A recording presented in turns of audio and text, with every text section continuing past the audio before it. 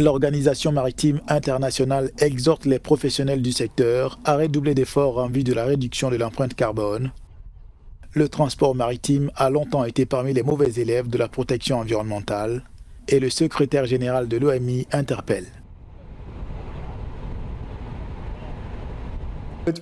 Ce que je constate, c'est qu'il y a encore beaucoup à faire, que les fruits de l'effort sont à portée de main.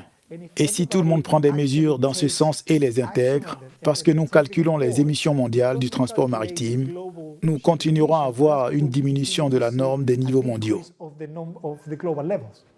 Afin d'atteindre l'objectif de zéro carbone d'ici à 2050, Arsencio Dominguez a proposé des solutions qui riment avec la taxation des pollueurs.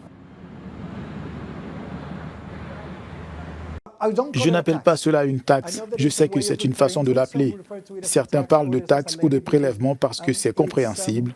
La terminologie est compréhensible. Mais ce que nous développons actuellement, et cela a été convenu dans une stratégie de l'année dernière, et c'était l'accord et l'objectif fixé par les États membres, c'est que nous développons des mesures techniques et un mécanisme de tarification.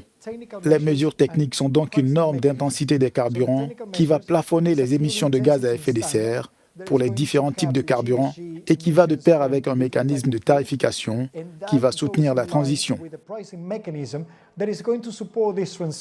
Selon l'OIM, d'autres secteurs de l'économie mondiale ont fait des progrès en matière de décarbonisation, comme l'électricité et les transports terrestres, mais le transport maritime propose très peu.